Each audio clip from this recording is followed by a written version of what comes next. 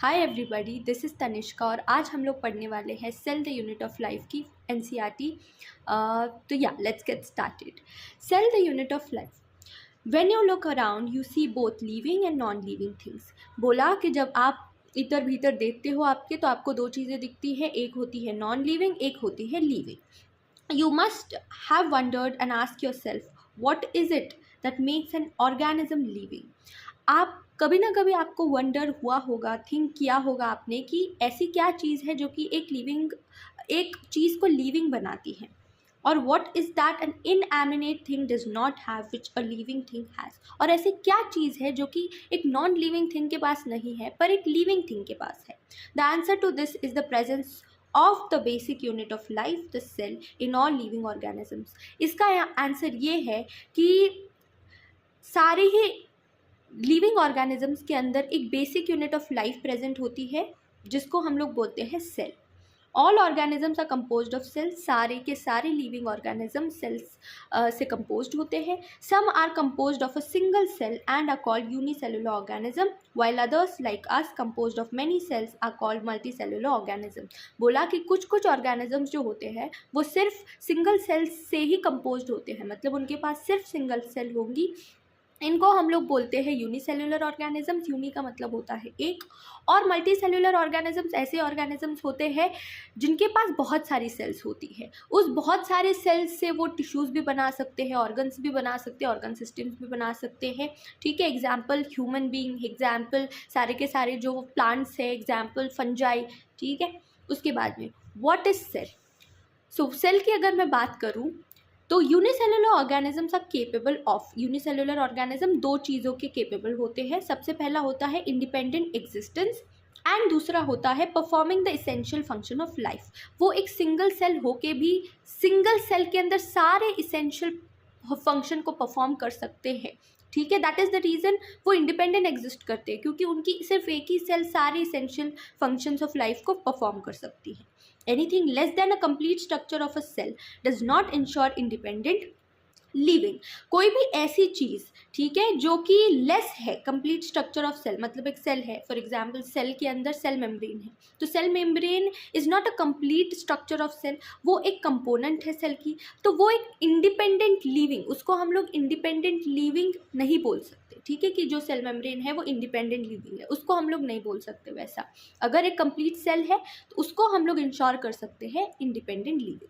Hence, cell is fundamental structural and functional unit of all living organism। जो cell होती है वो fundamental unit होती है, बेसिक यूनिट होती है और स्ट्रक्चरल एंड फंक्शनल यूनिट होती है। इसका मतलब क्या होता है कि इसी से पूरा तुम्हारा स्ट्रक्चर बनेगा, इसी के अंदर सारे के सारे फंक्शंस होंगे जो भी नेसेसरी है। ठीक है, then Anton van Leeuwenhoek first saw and described life cell.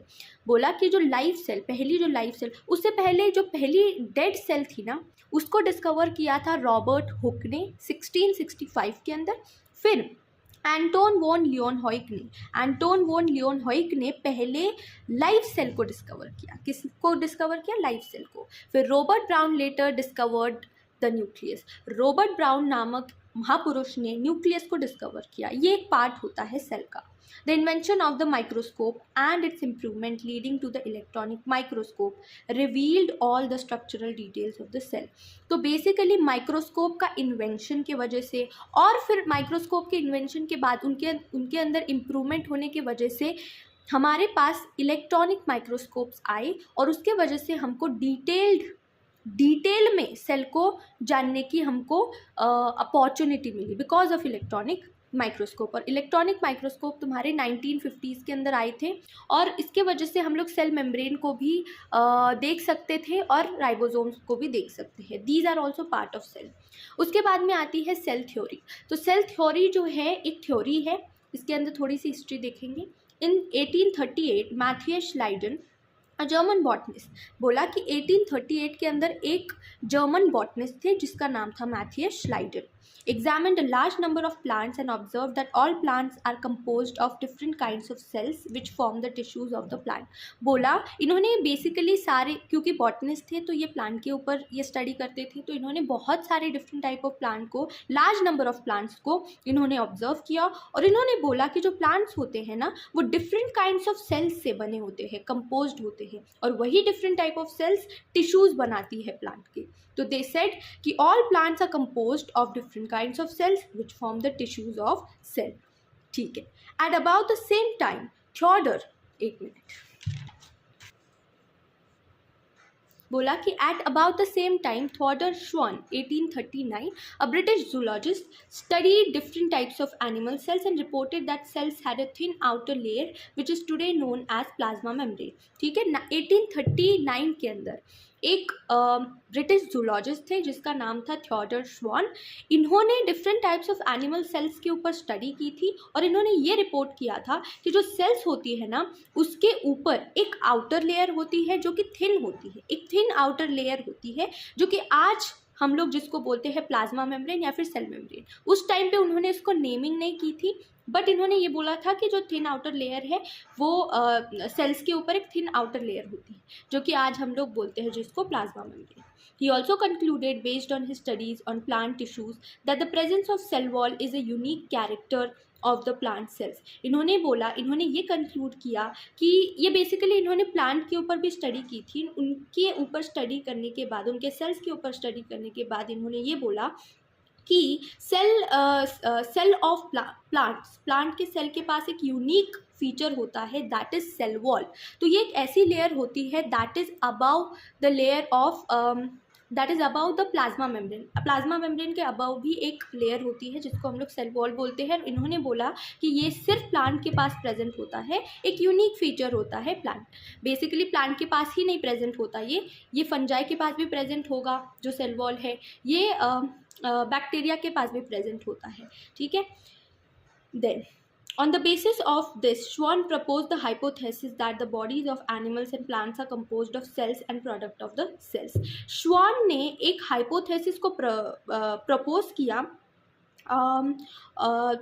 जहाँ पर इन्होंने ये बोला था कि जो जितनी भी बॉडीज़ है, जितनी भी एनिमल की एंड प्लांट की जो बॉडीज़ होती है ना, they are composed of cells. वो सारी किससे बनी होती है? वो सारी बनी होती है सेल्स से और उनके प्रोडक्ट से. So the bodies of animals and the bodies of animals and plants are made up of cells and the product of cells. तो इन्होंने ये hypothesis दी थी. उसके बाद में Schleiden and Schwann together formulated the cell theory. दोनों ने मिलके, श्लाइडन ने भी और श्वान ने भी मिलके, दोनों ने फॉर्मुलेट की थी सेल थ्योरी को. This theory however did not explain as to how new cells were formed. इन्होंने अनफॉर्चुनेटली इस थ्योरी के अंदर इनको ये समझाने नहीं आया था कि भाई जो न्यू सेल्स होती है, भाई हमको पता है कि जो सारे ऑर्गेनिजम्स है वो सेल से बनते हैं, पर सेल्स आती कहाँ से है, न्यू सेल्स कैसे आती है, ये अनफॉर्चुनेटली वो वहाँ पर एक्सप्लेन नहीं कर पाए.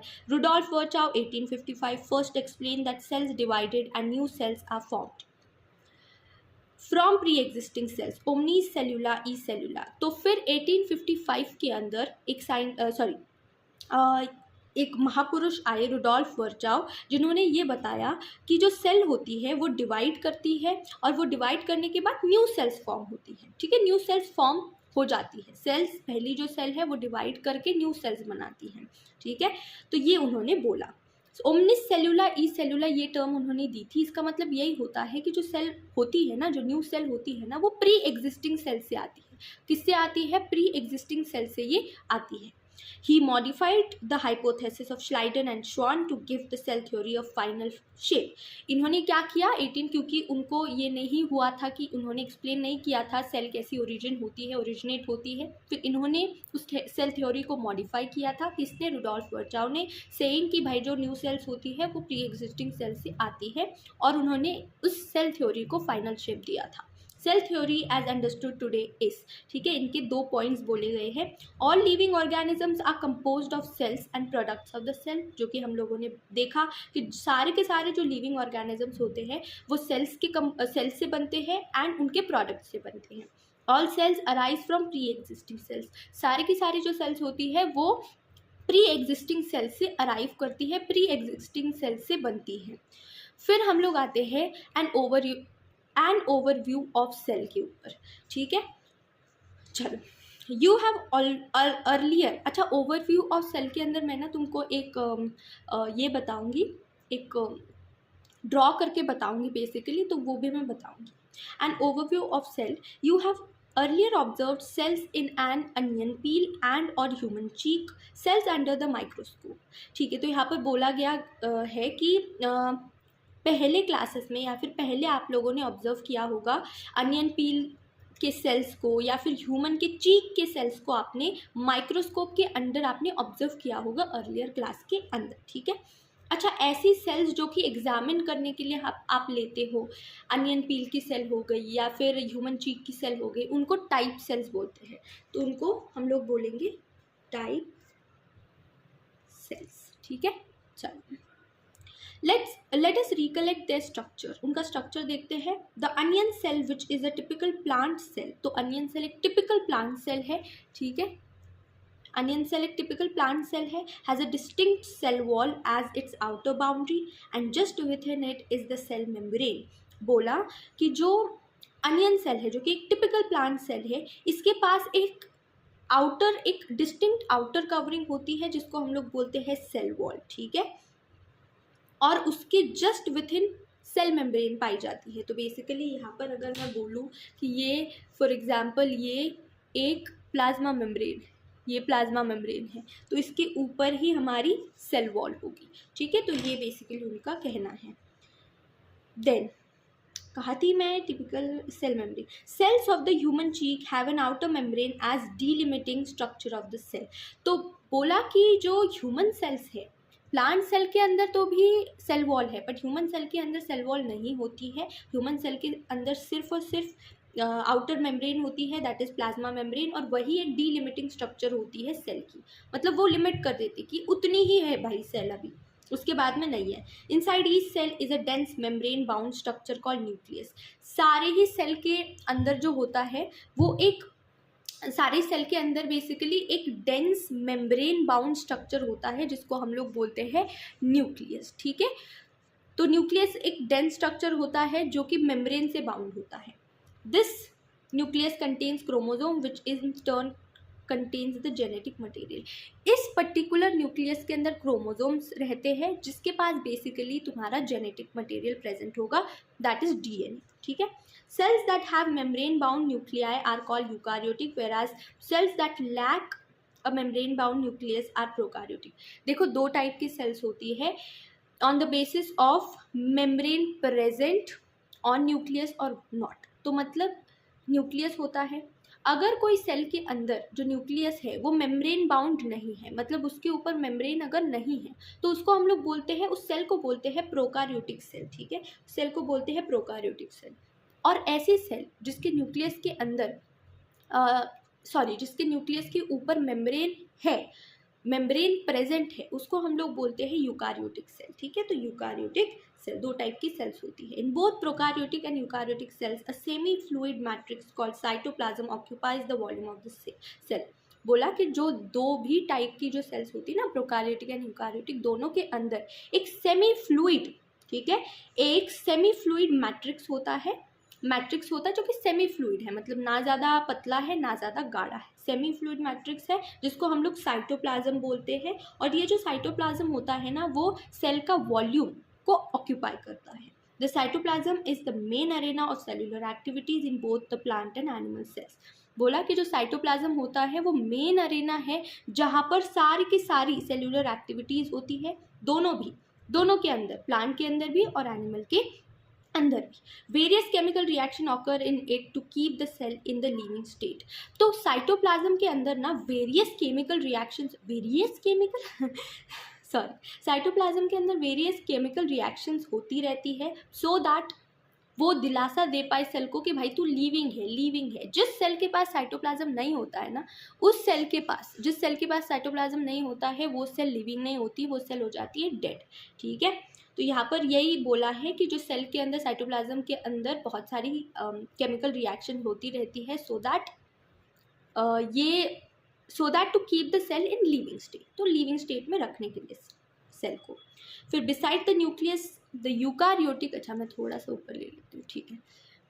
Beside the nucleus, the eukaryotic cells have other membrane-bound distinct structure called organelles, like the endoplasmic reticulum ER, the Golgi complex, lysosome, mitochondria, microbodies and vacuoles. The prokaryotic cell lacks such membrane-bound organism. तो basically देखो prokaryotic eukaryotic है, तो eukaryotic के पास ना और भी कुछ एक चीज़ होती है जिसको हम लोग बोलते हैं मेम्ब्रेन बाउंड ऑर्गेनेलीज. मतलब इनके पास ना कुछ एक स्पेशल स्ट्रक्चर्स होते हैं जिनको हम लोग ऑर्गेनेलीज बोलते हैं, और वो भी मेम्ब्रेन बाउंड होते हैं. मतलब ऑर्गेनेलीज तो है पर उनके पास अपनी अपनी खुद की मेम्ब्रेन है. तो वो सिर्फ यूकारियोट के अंदर प्रेजेंट होती है, प्रोकारियोट के अंदर नहीं प्रेजेंट होती है. ऑर्गेनेलीज के नाम दे रखे हैं कुछ, इंडोप्लाज्मिक रेटिकुलम हो गया, गोल्जी कॉम्प्लेक्स हो गया, लाइसोसोम्स हो गया, माइटोकॉन्ड्रिया हो गया, माइक्रोबॉडीज, वैक्यूल्स एक्सेट्रा एक्सेट्रा. तो ये सारे जो होते हैं ये ऑर्गेनेलीज होंगे, ये हम लोग देखेंगे बाद में. Ribosomes are non-membrane bound organelles found in all cells, both eukaryotes as well as prokaryotes. बोला कि जो राइबोसोम्स होते हैं ना, ये एक ऐसे ऑर्गेनेलीज होते हैं जो कि जिनके पास मेम्ब्रेन नहीं होती है. They are non membrane bound, membrane नहीं प्रेजेंट होती, और ये दोनों के अंदर प्रेजेंट होंगे. यूकारियोट के अंदर भी प्रेजेंट होंगे और ये प्रोकारियोट के अंदर भी प्रेजेंट होंगे. Within the cell, ribosomes are found not only in cytoplasm but also within the two organelles, chloroplast in plant and mitochondria, and on rough ER. मतलब अगर एक सेल के अंदर की भी अगर हम लोग बात करें तो सिर्फ सेल के साइटोप्लाज्म के अंदर ही राइबोसोम्स प्रेजेंट नहीं होते हैं. सेल के अंदर कुछ ऑर्गेनेलीज है, जैसे कि फॉर एग्जांपल प्लांट के अंदर एक क्लोरोप्लास्ट जो होती है ना, क्लोरोप्लास्ट एक ऑर्गेनेली होती है. इसके अंदर जो कि प्लांट के अंदर प्रेजेंट होती है, इसके अंदर भी राइबोसोम्स प्रेजेंट होंगे. एंड माइटोकॉन्ड्रिया और जो इंडोप्लाज्मिक रेटिकुलम होता है, ये दोनों भी एक टाइप के ऑर्गेनेलीज है. इसके अंदर भी राइबोसोम्स अपना सेपरेट प्रेजेंट होते हैं. मतलब साइटोप्लाज्म के अंदर तो है ही, पर इन चुनिंदा जो ऑर्गेनेलीज होती है इनके पास भी राइबोसोम्स प्रेजेंट होते हैं. Animal cells contain another non-membrane bound organelle called centrosome which helps in cell division. मतलब देखो यूकारियोट के अंदर भी दो होते हैं, प्लांट सेल होता है और एनिमल सेल होता है. एनिमल सेल के पास एक फिर से नॉन मेम्ब्रेन बाउंड ऑर्गेनेली होता है जिसको हम लोग सेंट्रोसोम बोलते हैं. और ये किसके लिए हेल्प करता है? ये सेल डिविजन के लिए हेल्प करता है, ठीक है. और ये सिर्फ एनिमल के अंदर प्रेजेंट होता है. Cell differ greatly in size, shape and activities. For example, mycoplasmas, the smallest cells, are only 0.3 micrometer in length, while bacteria, अच्छा इतना मैं बता देती हूँ कि बोला कि जो सेल्स होती है ना वो ग्रेटली साइज और शेप में डिफर करती है, ठीक है, और उनके एक्टिविटीज़ में भी डिफर करती है. इन्होंने क्या बोला कि जो माइकोप्लाज्मा होता है ना, जो माइकोप्लाज्मा है ये स्मॉलेस्ट सेल है. इसका जो साइज़ है ना, इसका जो साइज़ है, इसका जो लेंथ है ना, दैट इज़ 0.3 माइक्रोमीटर, ठीक है. जो लेंथ होता है माइकोप्लाज्मा का, which is the smallest cell, ये होता है 0.3 मैक्रोमीटर, ठीक है. और बैक्टीरिया की अगर मैं बात करूँ तो बैक्टीरिया की जो लेंथ है वो 3 से 5 मैक्रोमीटर हो सकती है, ठीक है. तो 3 से 5 मैक्रोमीटर बैक्टीरिया की लेंथ है. Mycoplasma which is the smallest cell, उसकी जो लेंथ है दैट इज़ 0.3 मैक्रोमीटर. फिर आता है the largest isolated single cell is the egg of an ostrich. बोला कि एक लार्जेस्ट सेल है, ठीक है. लार्जेस्ट सेल कौन सा है? और वो एक सिंगल सेल होता है और ये आइसोलेटेड सेल है, ठीक है. तो largest isolated single cell is the egg of an ostrich. जो ऑस्ट्रिच का एग होता है ना वो एक लार्जेस्ट सेल है और ये सिंगल होता है, आइसोलेटेड होता है. Among multicellular organisms, human red blood cells are about 7 micrometer in diameter. अगर multicellular organisms की बात करो तो ह्यूमन की रेड ब्लड सेल्स जो होती है ना उसका जो डायमीटर होता है, अगेन डायमीटर बोला है, रेडियस नहीं बोला है, ठीक है. तो इसका जो डायमीटर होता है वो होता है 7 मैक्रोमीटर, ठीक है. Nerve cells are some of the longest cells. बोला कि जो नर्व सेल्स होती है वो लॉन्गेस्ट सेल्स होती है, ठीक है. Cells also vary greatly in their shape. और जो सेल होती है ना वो ग्रेटली शेप के अंदर भी वैरी करती है, साइज के अंदर भी वैरी करेगी, शेप के अंदर भी वैरी करेगी, फंक्शन के अंदर भी वो वैरी करेंगी. They may be disc like, polygonal, columnar, cuboid, thread like और इवन इरेगुलर। बोला कि वो डिस्क शेप भी हो सकती है, डिस्क लाइक फॉर एग्जांपल हमारी रेड ब्लड सेल्स, फिर पॉलीगोनल भी हो सकती है, कॉलमनार भी हो सकती है, क्यूबॉइड भी हो सकती है, थ्रेड लाइक भी हो सकती है एंड इरेगुलर भी हो सकती है। ठीक है, the shape of the cell may vary with the function they perform. जो शेप होता है ना सेल का, वो वैरी करता है with the function they perform, जिसका जैसा फंक्शन उसका वैसा शेप। ठीक है, यहाँ पर कुछ दे रखे हैं, क्या बोलते हैं उसको, फोटोज। तो सबसे पहले रेड ब्लड सेल्स की बात करूँ, रेड ब्लड सेल्स का जो डायमीटर होता है हम लोगों ने पढ़ा है कि वो 7 माइक्रोमीटर का होता है। ठीक है, और ये इसका जो शेप है, रेड ब्लड सेल्स का जो शेप होता है, ये राउंड होता है एंड बाइकनकेव होता है। ठीक है, उसके बाद में जो वाइट ब्लड सेल्स होती है ना, उनका शेप होता है अमीबॉइड। उसके बाद जो कॉलमनार एपिथेलियल सेल्स होती है, उसका शेप होता है लॉन्ग एंड नैरो। इनका शेप कैसा होता है, लॉन्ग एंड नैरो। इसके बाद में जो नर्व सेल्स होती है, जो नर्व सेल्स होती है, इसका जो शेप होता है, ये पहले तो ब्रांच्ड होती है, यहाँ पर तुमको ब्रांचिंग दिखेगी, तो ये ब्रांच होती है और ये लॉन्ग होती है। These are the longest cells. ठीक है, नर्व सेल्स, तो ये ब्रांच्ड होते हैं, लॉन्ग होते हैं। देन देर इज़ अ ट्रैकियड, एक ये ट्रैकियड बेसिकली एक प्लांट की सेल है और ये इलोंगेटेड सेल होती है। और उसके बाद में मीजोफाइल सेल होती है। मीजोफाइल जो सेल होती है वो राउंड होती है एंड ओवल होती है। ठीक है, mesophyll cell is also present in the chloroplast, एक ऑर्गेनेली होती है, उसके अंदर ये प्रेजेंट होती है। सॉरी, क्लोरोप्लास्ट नहीं, लीफ के अंदर ये प्रेजेंट होती है। ठीक है, चलो हम लोग देखने वाले ओवरव्यू ऑफ अ सेल। अभी ये यूकारियोटिक सेल है और ये प्लांट सेल है। कुछ ऐसी चीज़ें हैं जो कि प्लांट के अंदर है पर एनिमल के अंदर नहीं है, एनिमल के अंदर कुछ ऐसी चीज़ें हैं जो कि प्लांट के अंदर नहीं है, तो वही हम लोग डिस्कस करेंगे। सबसे पहले प्लांट सेल, उसके बाद में एनिमल सेल, और उसके बाद में हम लोग देखेंगे एक ट्रू प्रोकारियोटिक सेल कैसा होता है। ठीक है, तो सबसे पहला यहाँ पर ये जो प्लांट सेल के अंदर ये पहली आउटर लेयर जो तुमको दिखाई दे रही है ना, दिस इज सेल वॉल। ठीक है, और सेल वॉल के जस्ट बिहाइंड या फिर सेल वॉल के जस्ट नीचे दूसरी लेयर है, इसको हम लोग बोलते हैं प्लाज्मा मेम्ब्रेन। अभी इसको इनक्लोज, प्लाज्मा मेम्ब्रेन ने इनक्लोज किया हुआ है एक सेमी फ्लूइड मैट्रिक्स को। यहाँ पर एक green green green green colour का दिखाई दे रहा है ना, तो ये सेमी फ्लूइड मैट्रिक्स है जिसको हम लोग बोलते हैं साइटोप्लाज्म। उस साइटोप्लाज्म के अंदर आपको दिखाई दे रहा होगा सबसे पहले तो ये चीज़, ये गोला क्या है, ये गोला है एक dense membrane bound structure called nucleus. ये होता है न्यूक्लियस, और क्योंकि ये यूकारियोटिक सेल है तो यहाँ पर जो न्यूक्लियस है मेम्ब्रेन बाउंड है। ठीक है, मेम्ब्रेन से बंधा हुआ, मेम्ब्रेन से इनक्लोज हुआ। ठीक है, इस पर्टिकुलर मेम्ब्रेन को हम लोग बोलते हैं न्यूक्लियर मेम्ब्रेन।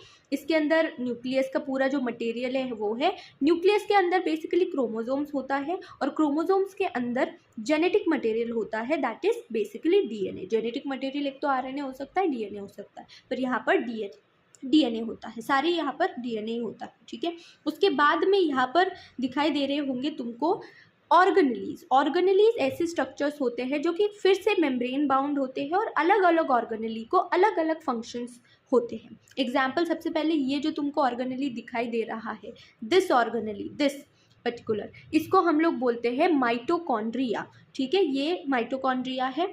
उसके बाद में यहाँ पर ये जो तुमको छोटे छोटे गोले दिखाई दे रहे हैं ना, ये छोटे छोटे गोले, ये जो गोले हैं, दिस इज पेरोक्सिसोम। पेरोक्सिसोम भी एक टाइप का ऑर्गेनेली ही है। ठीक है, तो पेरोक्सिसोम भी एक टाइप का ऑर्गेनेली है। उसके बाद में ये तुमको ब्राउन कलर के यहाँ पर गोले दिखाई दे रहे हैं, तो ब्राउन कलर के ये जो गोले हैं, this is again an organelle जिसको हम लोग लाइसोसोम बोलते हैं। ठीक है, क्या बोलते हैं, लाइसोसोम। उसके बाद में यहाँ पर ये तुमको कुछ ऐसी स्ट्रक्चर, ट्यूबुलर स्ट्रक्चर दिखाई दे रहे होंगे यहाँ पर, ये पर्टिकुलर, इसको इंडोप्लाज्मिक रेटिकुलम बोलते हैं। ठीक है, उसके बाद में ये यहाँ पर कुछ ऐसे स्ट्रक्चर्स तुमको दिखाई दे रहे हैं, ये इसको बोलते हैं गोल्जी अपार्टस। ये भी एक टाइप का ऑर्गेनेली ही है। और ये जो ग्रीन ग्रीन कलर के है, ये भी ऑर्गेनेली है, इसको हम लोग क्लोरोप्लास्ट बोलते हैं, जिसके अंदर क्लोरोफिल प्रेजेंट होता है और इसी के अंदर तुम्हारा लाइट ट्रैप होता है। तो क्लोरोप्लास्ट क्योंकि फोटोसिंथेसिस करता है प्लांट, तो chloroplast is very very important.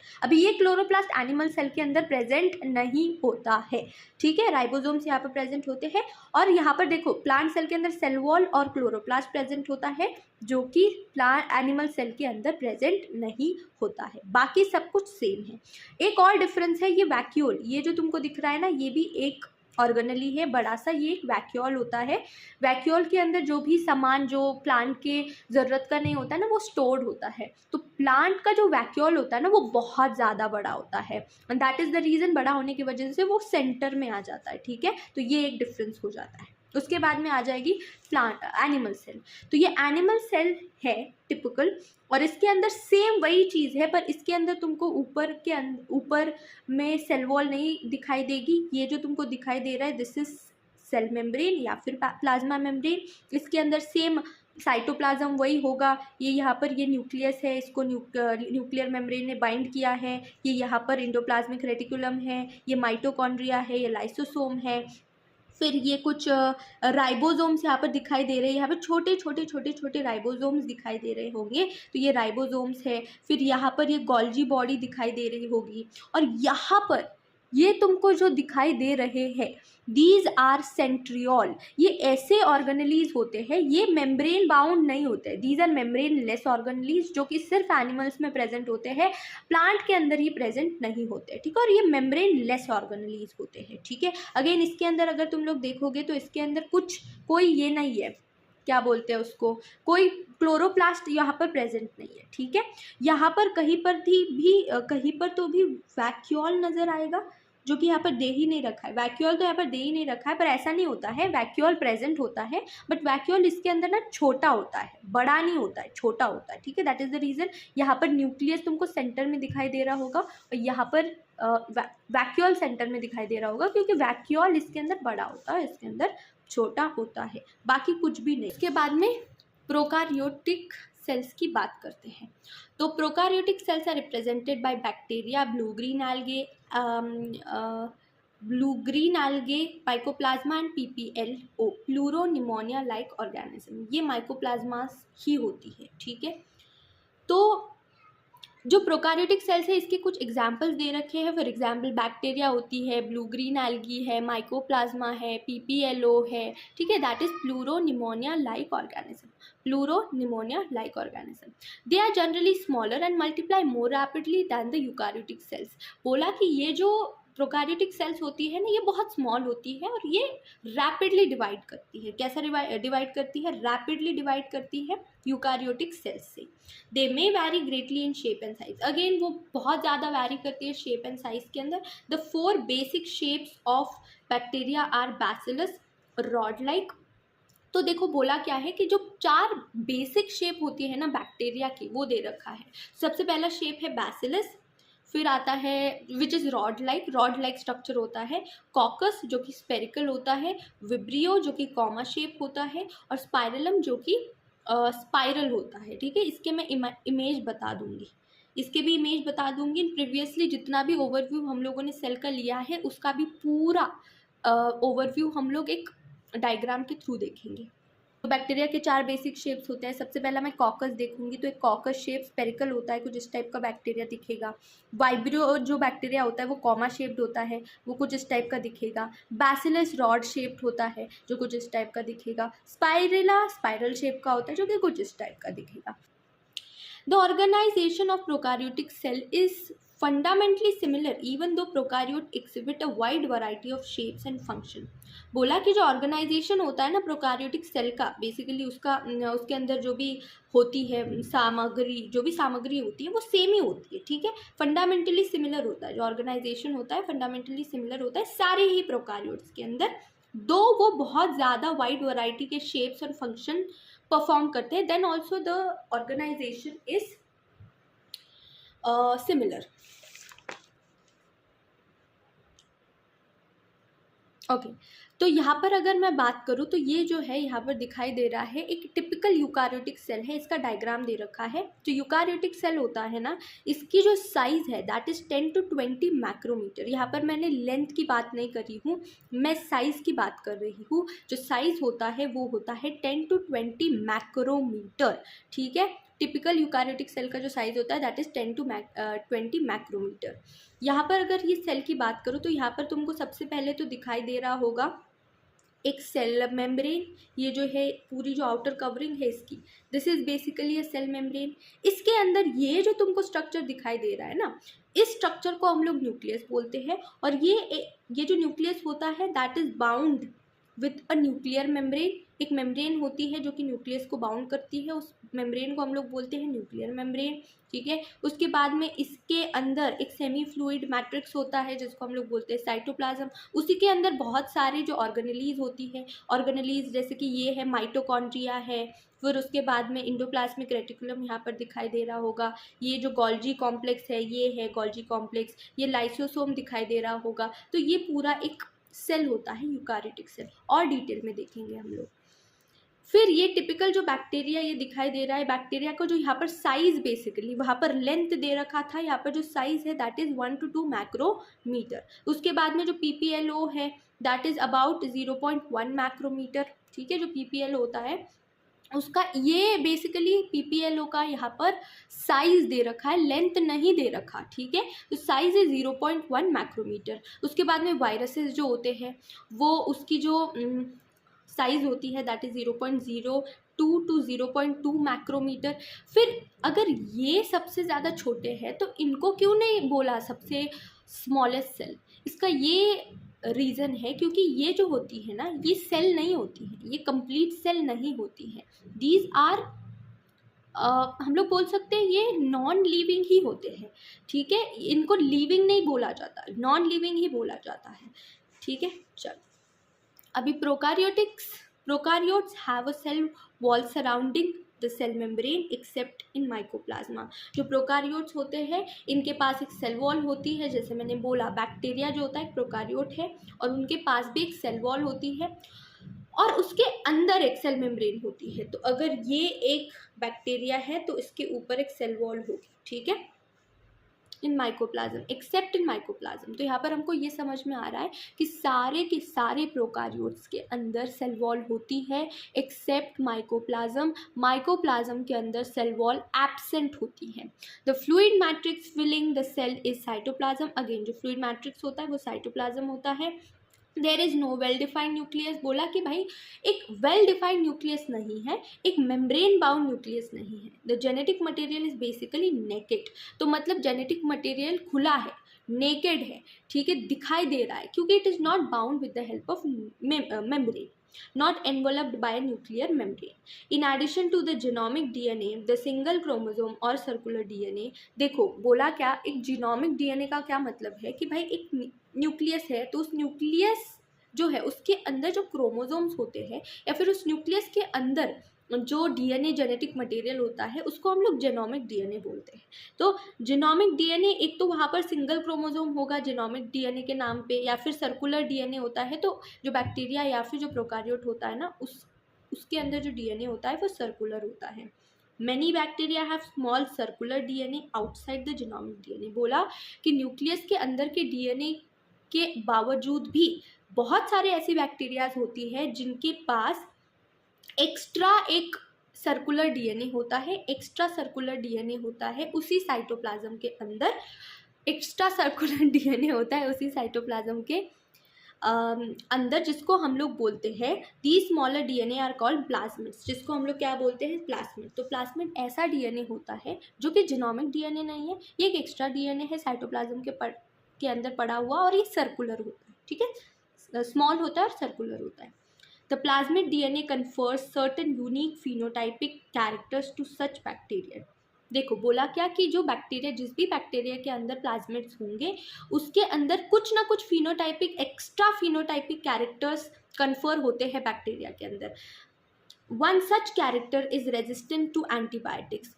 एक ऐसा कैरेक्टर है रेजिस्टेंट टू एंटीबायोटिक। देखो एक बैक्टीरिया है फॉर एग्जांपल, इनके अंदर प्लाज्मिड है, उस प्लाज्मिड के अंदर एक एंटीबायोटिक के लिए रेजिस्टेंस है, ठीक है। तो ऑटोमेटिकली उस बैक्टीरिया के अंदर एक ऐसा फिनोटाइप कन्फर हुआ है दैट इज ऑफ रेजिस्टेंस, ठीक है ना, that is of antibiotic resistance. तो अगर इस बैक्टीरिया को हम लोगों ने एंटीबायोटिक मीडियम के अंदर डाला तो क्या ये मरेगा? नहीं मरेगा, क्योंकि इसके पास रेजिस्टेंस है, ठीक है। तो प्लाज्मिड के वजह से, प्लाज्मिड के अंदर रेजिस्टेंस होने के वजह से वो फिनोटाइपिक कैरेक्टर कन्फर हुआ उस बैक्टीरिया के अंदर, ठीक है। तो इसीलिए ये बोला था कि the plasmid DNA confer certain unique, तो ये basically. Then in higher classes you will learn that this plasmid DNA is used to monitor bacterial transformation, ये with foreign DNA। तो ये बेसिकली बायोटेक्नोलॉजी का एक पार्ट है जो कि उस टाइम पे हम लोग पढ़ेंगे। Nuclear membrane is found in eukaryotes. Eukaryotes के अंदर भाई न्यूक्लियर मेम्ब्रेन फाउंड होती है। न्यूक्लियस जो होता है वेल पैक्ड होता है, नंगा पुंगा नहीं होता है, नेकेड नहीं होता है। No organelle like the ones in eukaryote are found in prokaryotic cells except for ribosomes. बोला कि भाई कोई ऑर्गेनली प्रेजेंट नहीं होती है प्रोकारियोट्स के अंदर except one, that is ribosome. Ribosomes are only one which are present in prokaryotic cells, ठीक है। बाकी कोई ऑर्गेनली नहीं प्रेजेंट होती है, मेम्ब्रेन बाउंड ऑर्गेनली नहीं प्रेजेंट होती है। Prokaryotes have something unique in the form of inclusions. A specialized differentiated form of cell membrane called mesosomes is the characteristic of prokaryotes. They are essentially enfolding of cell membrane. बोला कि एक ना प्रोकारियोट के पास ना unique form of inclusion है, unique form of इनके पास ना फोल्डिंग होती है। बेसिकली फॉर एग्जांपल ये तुम्हारा ना सेल मेम्ब्रेन है, तो इस सेल मेम्ब्रेन के अंदर ना कुछ इनफोल्डिंग्स होंगी कुछ इस टाइप की, ठीक है। तो फॉर एग्जांपल ये सेल मेम्ब्रेन है पर इसके अंदर जो है कुछ ऐसी इनफोल्डिंग्स है, यहाँ पर तुमको दिखाई दे रहा है ना, ये कुछ इनफोल्डिंग्स है। इसी इनफोल्डिंग्स को बोलते हैं मीजोसोम्स, और ये एक यूनिक फीचर होता है प्रोकारियोट्स। प्रोकारियोट्स के प्लाज्मा मेम्ब्रेन के अंदर कुछ इनफोल्डिंग्स हो जाती है, इन्वेजिनेशन हो जाता है, which leads to an structure called mesosome, ठीक है। सिर्फ प्रोकारियोट्स के अंदर दिखाई देता है, बाकी यूकारियोट्स के अंदर नहीं दिखाई देता है, ठीक है। चलो फिर आते हैं cell envelope and its modification. Cell envelope and its modification के अंदर सबसे पहला, most prokaryotic cells particularly the bacterial cells have chemically complex cell envelope, ठीक है। तो बोला क्या कि जो प्रोकारियोटिक सेल्स होते हैं ना, most prokaryotic cells particularly bacterial cells, इनके पास ना केमिकली कॉम्प्लेक्स सेल एनवेलप होता है। मतलब इनके पास सेल एनवेलप होगा जिनके पास 3 लेयर्स होती है, ठीक है। वो हम लोग देखेंगे अभी। The cell envelope consist of a tightly bound 3 layered structure. तो इनका जो सेल एनवेलप होता है, इसके पास 3 टाइटली बाउंड लेयर्स होती है। सबसे जो आउटर मोस्ट लेयर होती है उसको हम लोग बोलेंगे ग्लाइकोकैलिक्स, ठीक है। The outer most glycocalyx followed by the cell wall, फिर बाद में आएगी cell wall, then the plasma membrane, उसके बाद में आएंगी plasma membrane. Although each layer of the envelope perform distinct function. बोला कि ईच लेयर जो होता है ना वो डिस्टिंक्ट फंक्शन को परफॉर्म करता है, अलग अलग फंक्शन को परफॉर्म करता है। They act together as a single protective unit. बोला कि भाई ऑल्दो तीनों के पास डिफरेंट फंक्शन है, पर तीनों एक साथ मिलके एक प्रोटेक्टिव यूनिट बनाते हैं उस बैक्टीरिया के लिए। Bacteria can be classified into 2 groups on the basis of the differences in the cell envelope and the manner in which they respond to staining procedure developed by Gram-Witz.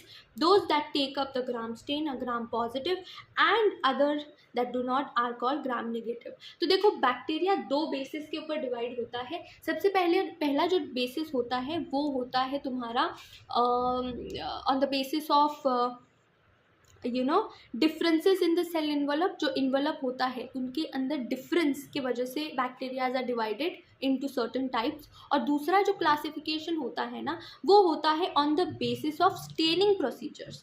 तो basically एक staining procedure है जो कि दिया गया था ग्राम-वित्ज ने ये स्टेनिंग प्रोसीजर दिया गया था जिसको हम लोग बोलते हैं ग्राम स्टेनिंग। और ग्राम स्टेनिंग के अंदर 2 टाइप के बैक्टीरियाज निकल के आते हैं। एक ऐसा बैक्टीरिया जो कि ग्राम स्टेन को लेगा, दैट इज जब ग्राम स्टेन या फिर उसको जब स्टेन किया जाएगा तो वो स्टेन दिखाएगा, मतलब फॉर एग्जांपल कोई अगर आप बैक्टीरिया है उसके ऊपर अगर आप कुछ स्टेन डालते हो तो वो कुछ कलर दिखाने को शो करेगा, वो कलर दिखाएगा कुछ। और कुछ ऐसा बैक्टीरिया होता है जो कि जब स्टेनिंग की जाती है उसकी तो वो कोई कलर नहीं दिखाता है, ठीक है। तो जो कलर दिखाएगा उसको हम लोग बोलेंगे ग्राम पॉजिटिव बैक्टीरिया, और जो कलर नहीं दिखाएगा उसको हम लोग बोलेंगे ग्राम निगेटिव बैक्टीरिया। तो दो क्लासिफिकेशन है। सबसे पहला तो क्लासिफिकेशन होता है on the basis of the envelope, जो सेल इन्वलप है उसके अंदर डिफरेंसेस की वजह से क्लासिफिकेशन होता है। दूसरा क्लासिफिकेशन है on the basis of gram staining. जो बैक्टीरिया ने ग्राम स्टेन को ले लिया उसको हम लोग बोलते हैं ग्राम पॉजिटिव, एंड जिसने नहीं लिया उसको हम लोग बोलते हैं ग्राम नेगेटिव। उसके बाद में ग्लाइकोकैलिक्स की अगर सबसे पहली आउटर मोस्ट लेयर की मैं बात करूँ तो glycocalyx differs in composition and thickness among different bacteria. It could be a loose sheath called the slime layer, and in some, while in others it may be thick and tough called the capsule. अच्छा, बोला कि जो glycocalyx है ना ये भी differ करती है उसके कंपोजिशन के अंदर, सबसे पहले तो कि क्या कंपोनेंट्स है उसके अंदर, एंड दूसरी चीज़ उसके थिकनेस के अंदर भी ये डिफर करती है। तो कुछ बैक्टीरियाज के अंदर जो ग्लाइकोकैलिक्स होती है भाई साहब वो एक लूज शीट की तरह होती है जिसको हम लोग स्लाइम लेयर बोलते हैं। एक लूज शीट होती है, लूज होती है, तो जिसको हम लोग स्लाइम लेयर बोलते हैं। और इन कुछ बैक्टीरिया के अंदर जो ग्लाइकोकैलिक्स होती है वो थिक होती है और टफ होती है, ठीक है, बहुत थिक होगी और टफ होगी, और उसको हम लोग बोलते हैं कैप्सूल। तो दो टाइप की ग्लाइकोकैलिक्स होती है, एक होती है स्लाइम लेयर जो कि थिन शीट के अंदर या फिर लूज शीट के अंदर होगी, और दूसरी होती है कैप्सूल जो कि थिक होती है और टफ होती है। The cell wall determines the shape of the cell and provides strong structural support. जो सेल वॉल होती है वो सेल के शेप को डिटरमाइन करती है, मतलब जो सेल का शेप तुमको दिखाई देता है that is because of cell wall, ठीक है। और दूसरा चीज़ वो क्या करती है, it provides a strong structural support, वो एक स्ट्रॉन्ग स्ट्रक्चरल सपोर्ट प्रोवाइड करता है, ठीक है, to prevent the bacteria from bursting और कोलैप्सिंग। तो ये एक स्ट्रॉन्ग स्ट्रक्चरल सपोर्ट को प्रोवाइड करता है सो दैट वो बैक्टीरिया बर्स्ट ना हो या फिर कोलैप्स ना हो। तो सेल वॉल के दो फंक्शन है, एक तो वो शेप को डिटरमाइन करता है, ये स्ट्रॉन्ग स्ट्रक्चरल सपोर्ट को प्रोवाइड करता है to prevent the cell from bursting and collapsing. The plasma membrane is selectively permeable in nature and interact with the outside world. बोला कि जो प्लाज्मा मेम्ब्रेन होती है ना वो सिलेक्टिवली परमेएबल होती है। कैसी होती है, सिलेक्टिवली, मतलब कुछ चीज़ों को ही वो परमिशन देती है अंदर आने के लिए एंड बाहर जाने के लिए सेल के, और कुछ चीज़ों को वो परमिशन नहीं देंगी, ठीक है।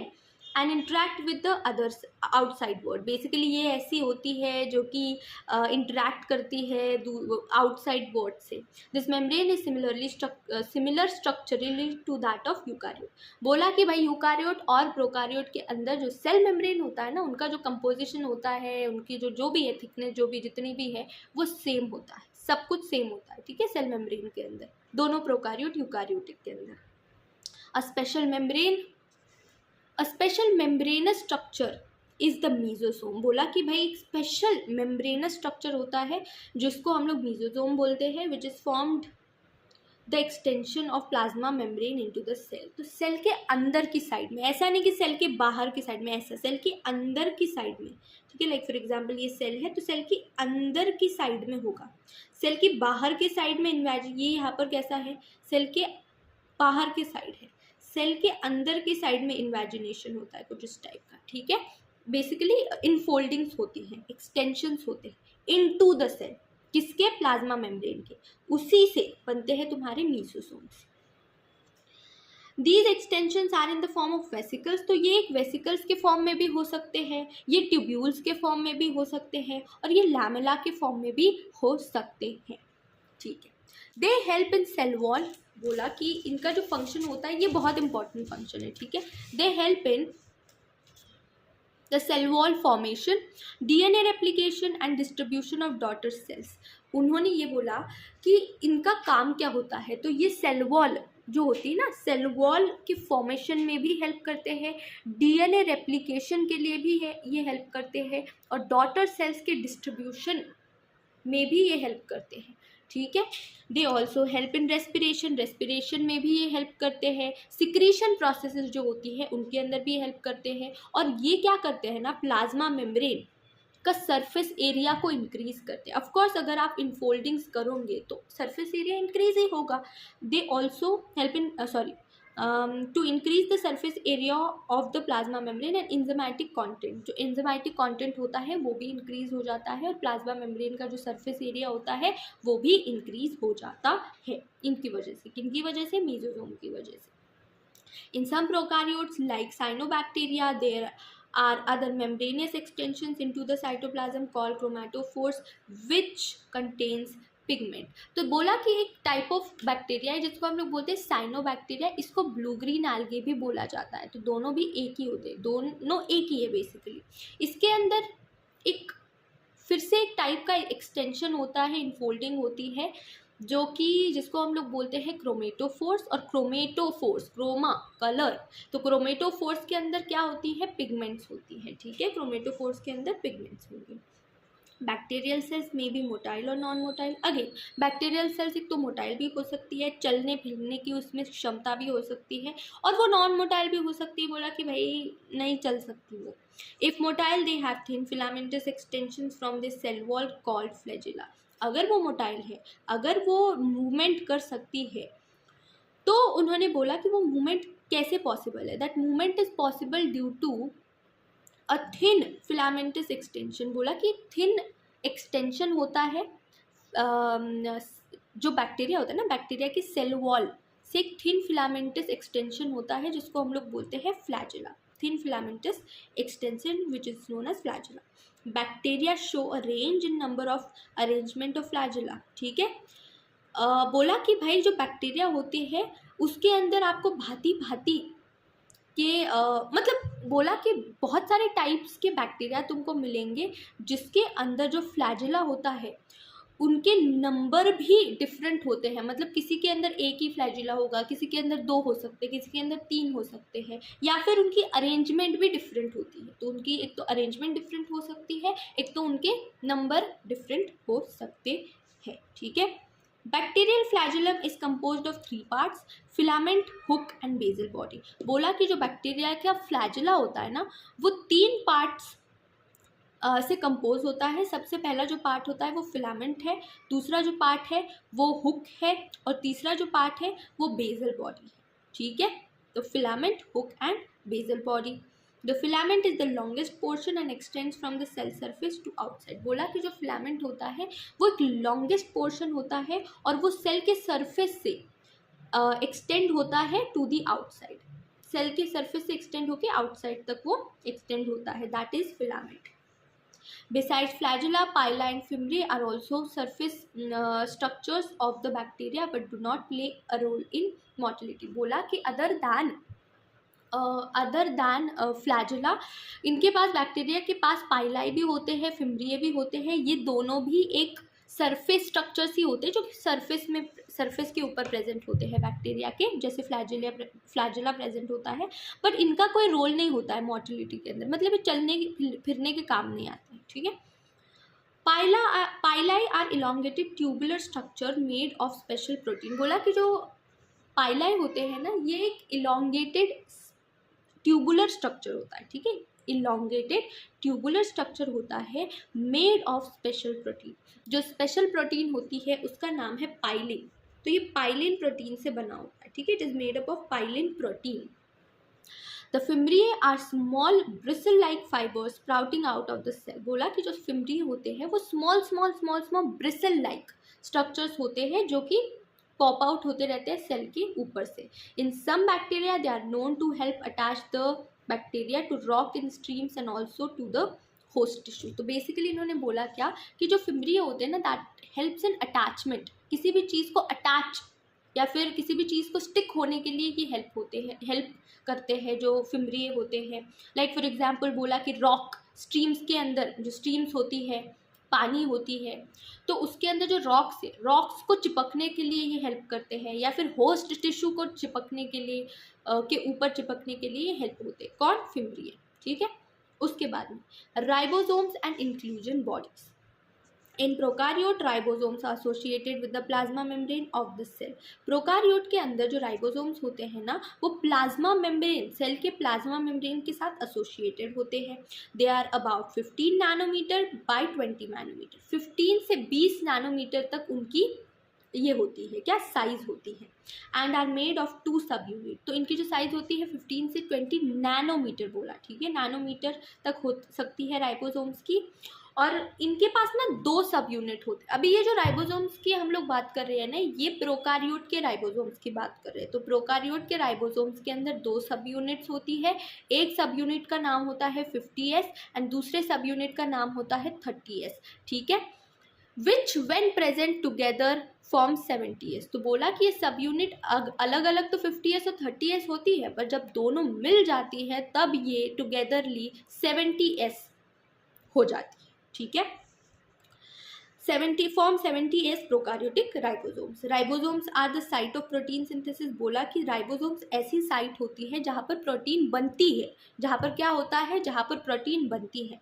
Several ribosomes may attach to a single mRNA and form a chain called polyribosomes और पॉलीसोम। बोला कि एक mRNA, देखो जो RNA होता है ना, वो 3 टाइप का होता है। एक होता है tRNA, दूसरा होता है mRNA, तीसरा होता है rRNA। उसमें से एक होता है mRNA, that is messenger RNA।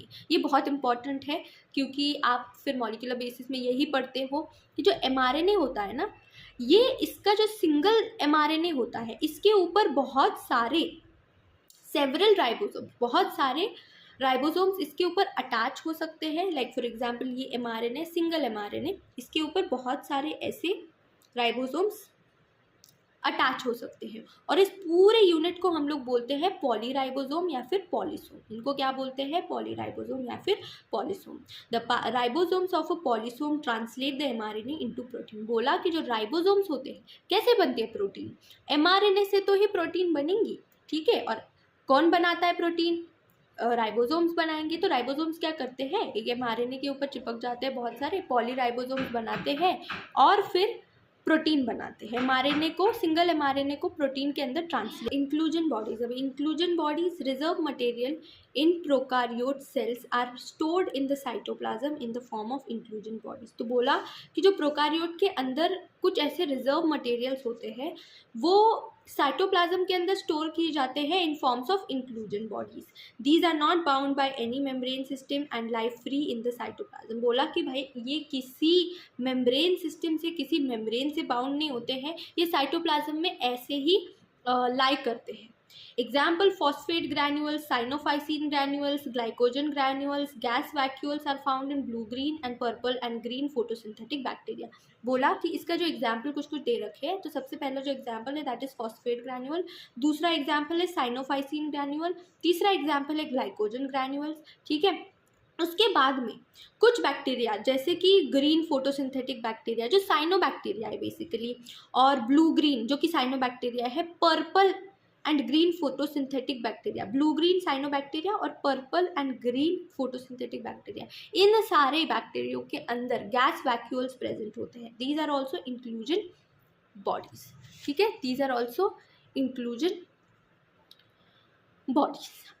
Okay तो यहाँ पर अभी हम लोग देखने वाले हैं टिपिकल प्रोकार्योटिक सेल। इसके अंदर सारी चीज़ें मैंने इंक्लूड की है, पर ऐसा ज़रूरी नहीं है कि सारी चीज़ें प्रेजेंट हो, ठीक है ना, उस प्रोकार्योटिक सेल के अंदर।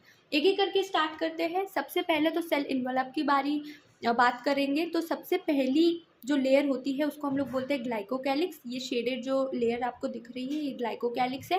ग्लाइकोकैलिक्स के अंदर मैंने बोला था ना 2 पार्ट्स होते हैं, कैप्सूल जो थिक होती है, टफ होती है, और दूसरी स्लाइम लेयर जो कि लूज होती है बेसिकली, ठीक है। फिर इसके अंदर जो दूसरा है, यहाँ पर मैंने फिर से इसको कुछ बना दिया है, अभी तुमको दिख रहा होगा। ये जो दूसरा पार्ट है ना, सॉरी दूसरी लेयर है ना, इसको हम लोग बोलते हैं सेल वॉल।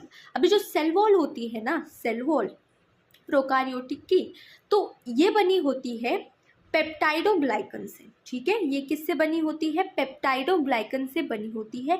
पेप्टाइडोग्लाइकन के अंदर 2 कंपोनेंट्स होते हैं, एक तो शुगर होती है और दूसरे होते हैं amino acids. 2 amino acids alternately present होते हैं बेसिकली। अगर अच्छा इतना मत डीपली जाओ, बट इतना ही तुमको याद रखना है कि जो पेप्टाइडोग्लाइकन होती है दो चीज़ों से बनी होती है, शुगर से बनी होती है एंड अमीनो एसिड से बनी होती है। अमीनो एसिड यहाँ पर दो टाइप के प्रेजेंट होंगे, नाग एंड नाम। नाग का मतलब होता है एन एसिटाइल ग्लूकोसामीन और नाम का मतलब होता है एन एसिटाइल म्यूरामिक एसिड। ठीक है, नाग एन एसिटाइल ग्लूकोसामीन और नाम एन एसिटाइल म्यूरामिक एसिड, ये होता है। ठीक है, तो again I will repeat, cell wall peptidoglycan से बनी होती है, शुगर और अमीनो एसिड से मिलके पेप्टाइडोग्लाइकन बनता है। अमीनो एसिड दो टाइप के प्रेजेंट होते हैं, नाग एन एसिटाइल ग्लूकोसामीन और एन एसिटाइल म्यूरामिक एसिड। ठीक है, इसके बाद में ये आती है तुम्हारी सबसे नीचे वाली लेयर जिसको हम लोग बोलेंगे प्लाज्मा मेम्ब्रेन। ठीक है, और यहाँ पर ये कुछ इनफोल्डिंग्स दिखाई दे रही है, तो इस इनफोल्डिंग्स को हम लोग बोलते हैं मीजोसोम। ठीक है, ये इनफोल्डिंग्स को हम लोग क्या बोलते हैं, मीजोसोम। और मीजोसोम ना तीन टाइप के हो सकते, मतलब तीन फॉर्म में हो सकते हैं। एक तो होता है ट्यूबूल के फॉर्म में हो सकता है, दूसरा लैमेले के फॉर्म में भी हो सकता है। ठीक है, और तीसरा वेसिकल्स के फॉर्म में भी हो सकता है। ठीक है, तो वेसिकल्स के फॉर्म में भी ये हो सकता है, ट्यूब्यूल के फॉर्म में भी हो सकता है, लैमेले के फॉर्म में भी ये हो सकता है। उसके बाद में ये छोटे छोटे तुमको दिख रहे हैं ना, ये राइबोसोम्स हैं, दीज आर राइबोसोम। ये तुमको दिख रहे हैं ना, दीज आर राइबोसोम। और यहाँ पर प्रोकारियोट के अंदर 70s राइबोसोम्स प्रेजेंट होते हैं। इसकी सब यूनिट की बात करें तो कुछ इस टाइप के सब यूनिट होता है, एक ऊपर वाला 50s और ये नीचे वाला 30s, दोनों को मिला के 70s राइबोसोम्स यहाँ पर होते हैं। यहाँ पर ये तुमको ये जो न्यूक्लियस है ना, ये नेकेड है। ये जो न्यूक्लियर मटेरियल तुमको दिख रहा है ये नेकेड है, इसके अंदर कोई न्यूक्लियर मेम्ब्रेन तुमको दिखाई नहीं देगी। ठीक है, इसको हम लोग बोलते हैं न्यूक्लियोइड। ठीक है, क्या बोलते हैं इसको, न्यूक्लियोइड। नेकेड न्यूक्लियस को हम लोग बोलते हैं न्यूक्लियोइड, जिसको कोई न्यूक्लियर मेम्ब्रेन नहीं है। ठीक है, अभी देखो यहाँ पर जो मैंने बोला था ना कि एक्स्ट्रा क्रोमोसोमल, या फिर हम लोग बोल सकते हैं कि जेनोमिक डीएनए से कुछ एक्स्ट्रा डीएनए होता है जो कि सर्कुलर होता है। तो ये सर्कुलर है, डबल स्टैंडर्ड है और इसको हम लोग बोलते हैं प्लाज्मिड। इसको क्या बोलते हैं, प्लाज्मिड बोलते हैं। ओ माय गॉड, इसको लिखा ही नहीं इसको, अच्छा ये